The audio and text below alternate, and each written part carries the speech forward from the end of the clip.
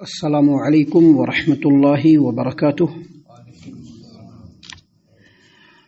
اعوذ باللہ السمیع العلیم من الشیطان الرجیم من حمزہ ونفخہ ونفثہ۔ بسم اللہ الرحمن الرحیم۔ جنات عدن التی وعد الرحمن عبادہ بالغیب انہ کان وعدہ مأتیا لا يسمعون فیہا لغوا الا سلاما ولہم رزقہم فیہا بکرۃ وعشیا تلک الجنۃ التی نورث من عبادنا من کان تقیا،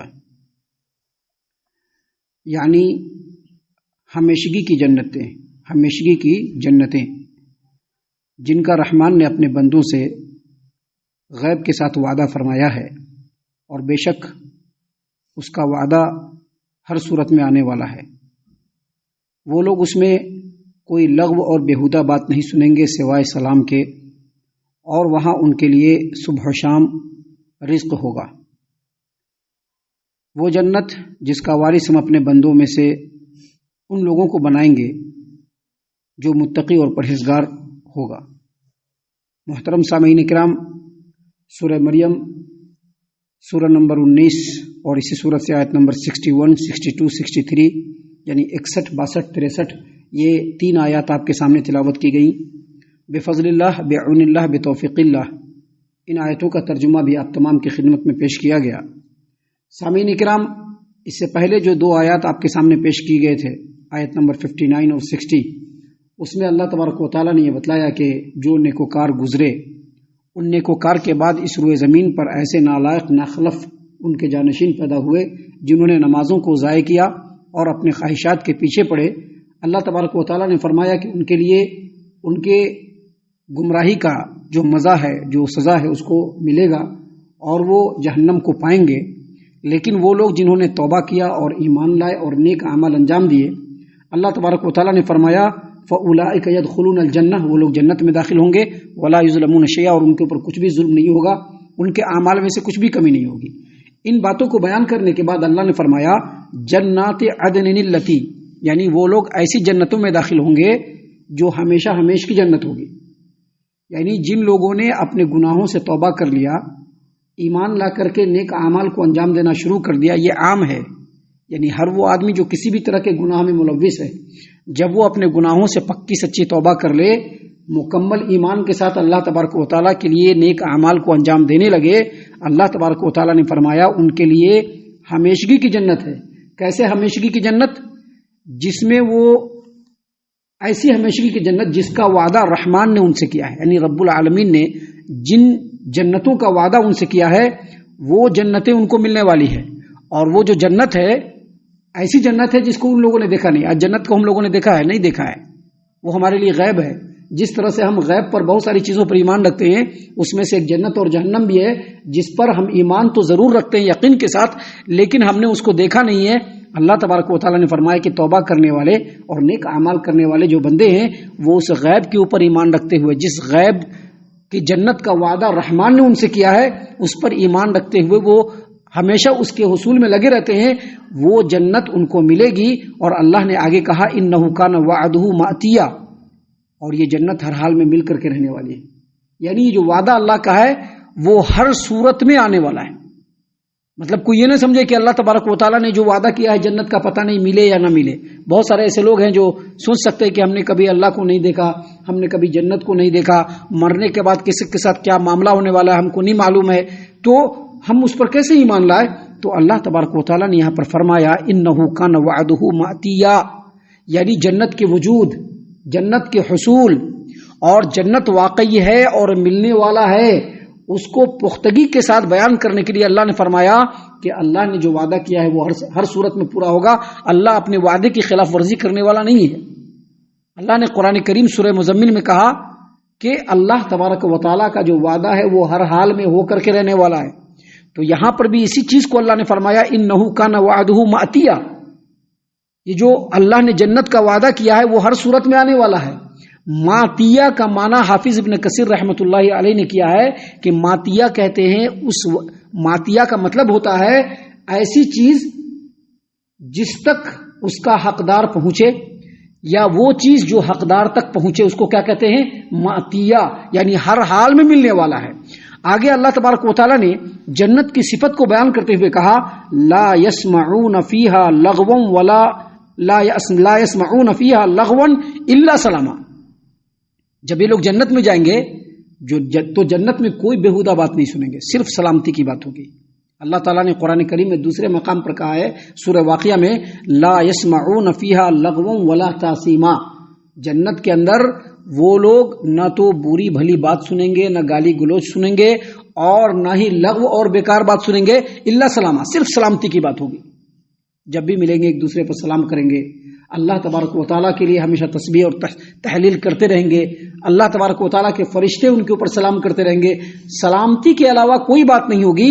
اور آگے اللہ تبارک و تعالیٰ نے فرمایا وَلَهُمْ رِزْقُهُمْ فِيهَا بُكْرَةً وَعَشِيًّا، اور ان کے لیے صبح و شام اللہ تبارک و تعالیٰ کی طرف سے رزق کا انتظام ہوگا. صبح و شام مفسرین نے یہاں پر بیان فرمایا ہے کہ جس طرح سے صبح و شام کے کھانے کی روٹین ہوتی ہے اس طرح سے جنتیوں کو کھانے کی روٹین ملے گی، روٹین سے کھانا ملے گا. اور حافظ ابن کثیر رحمۃ اللہ علیہ نے یہ بھی فرمایا ہے کہ وہاں پر صبح اور شام تو ہوگی، دن ہوگی، لیکن رات نہیں ہوگی. اور ساتھ ہی ساتھ انہوں نے یہ بھی فرمایا حافظ ابن کثیر رحمۃ اللہ علیہ نے کہ صبح و شام کے آنے جانے کو وہ روشنی اور انوار تجلیات سے پہچان لیں گے کہ اب صبح ہو گئی اور اب شام ہو گئی.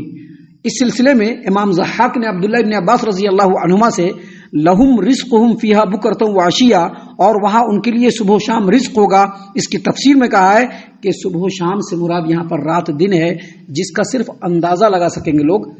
صحیح معنوں میں وہاں پر روشنی سے یا اندھیرے سے کسی کو بھی پتہ نہیں چلے گا کہ کیا ہوا.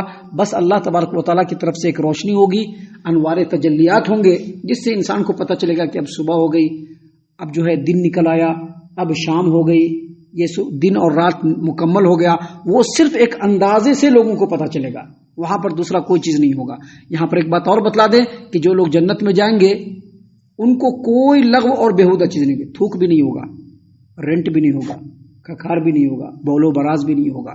یہاں جو خواتین کے ساتھ جو بہت سارے مسئلے مسائل ہیں وہ بھی نہیں ہوں گے، کچھ بھی نہیں ہوگا. اللہ تبارک و تعالیٰ کے ساتھ سلامتی کے ساتھ وہ جنت میں داخل ہوں گے. صبح و شام ایک دوسرے پر سلامتی کی دعا کرتے رہیں گے. محترم سامعین کرام، آگے اللہ تبارک و تعالیٰ نے مزید فرمایا تلک الجنۃ التی نورث من عبادنا من کان تقیا، یہ وہ جنت ہے، یہی وہ جنت ہے جس کا ہم نے اپنے ایسے بندوں سے وعدہ کیا ہے اور ایسے بندوں کو اس کا مالک بنائیں گے جو پرہیزگار ہوگا. جو کیا ہوگا؟ من کان تقیا، جو پرہیزگار ہوگا. یعنی جنت تو اللہ نے بنایا ہے لیکن سبوں کے لیے نہیں بنایا ہے. جنت کا جو وارث ہوں گے، جنت کے جو وارثین ہوں گے، جن کو اللہ تبارک و تعالیٰ نے جنت کا وارث بنایا ہے، وہ لوگ ہوں گے جو چاہے خوشی ہو یا غمی ہو یا جیسے بھی حالات ہو، ہر حالات میں اللہ تبارک و تعالیٰ کی اطاعت و فرما برداری کرنے والے، اللہ کے حکموں سے جڑے رہنے والے، اور اللہ نے جن چیزوں سے منع کیا ہے اس سے رکنے والے، انہی لوگوں کو اللہ تبارک و تعالیٰ جنت کا وارث بنائیں گے. جنت کا وارث کن کو بنائیں گے؟ اللہ تبارک و تعالیٰ نے اس بات کو تفصیل سے سورۃ المومنون کے ابتدائی آیات میں بیان فرمایا. اللہ تبارک و تعالیٰ نے فرمایا قد افلح المومنون، مومنین کامیاب ہو گئے. کون مومنین کامیاب ہو گئے؟ الذین هم فی صلاتہم خاشعون، جو اپنی نمازوں میں خشوع خضوع برتتے ہیں. کس میں خشوع خضوع؟ نمازوں میں خشوع خضوع برتتے ہیں.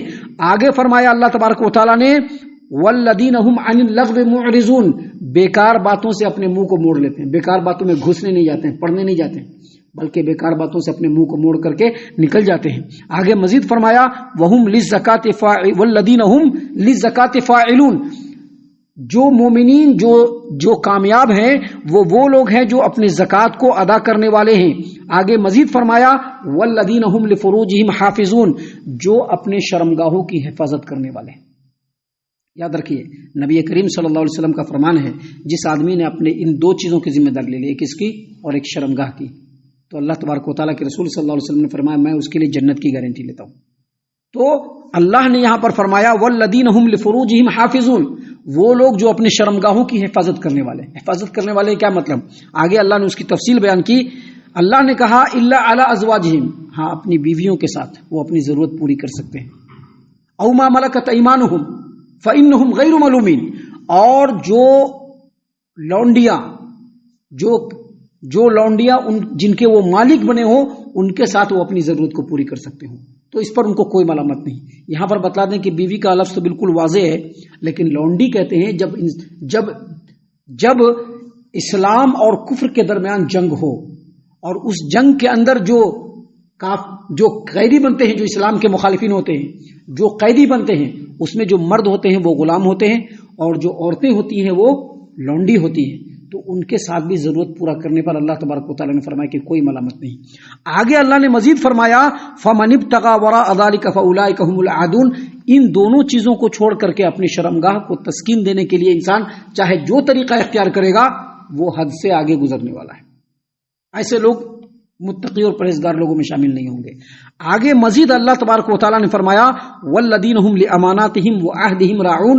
وہ لوگ جو اپنی امانتوں اور جو قرار داد وہ لوگ آپس میں پاس کرتے ہیں، معاہدہ جو ایگریمنٹ ہوتا ہے، اس کو ہمیشہ خیال رکھنے والے، اس کی نگرانی کرنے والے، اس کی حفاظت کرنے والے، اپنے وعدوں کی حفاظت کرنے والے ہوں اور اپنے قرار کی حفاظت کرنے والے ہوں. آگے اللہ تبارک و تعالیٰ نے مزید فرمایا، اللہ نے فرمایا والذین هم علی صلاتہم یحافظون. اور مومنین متقی پرہیزگار لوگوں کی جو اگلی صفت ہے وہ کیا ہے؟ وہ اپنی نمازوں کی حفاظت کرنے والے ہوں. تو یہ دیکھیے یہ ساری چیزیں اللہ نے بیان کی، لیکن اس میں نماز کا ذکر 2 مرتبہ کیا. اس کا مطلب یہ ہوا کہ چاہے آدمی کتنا خیر و بھلائی کا کام کر لے، اگر وہ نماز کو پابندی سے حفاظت سے پڑھنے والا نہیں ہوگا وہ متقی اور پرہیزگار لوگوں میں شامل نہیں ہو سکتا. اللہ نے آگے کہا اولئک هم الوارثون. یہی لوگ وارث ہیں. کس چیز کے وارث ہیں؟ الذین یرثون الفردوس. فردوس کے وارث ہیں. یہی لوگ یہ فردوس کے وارث ہیں. اور اللہ نے مزید فرمایا وہم فیہا خالدون.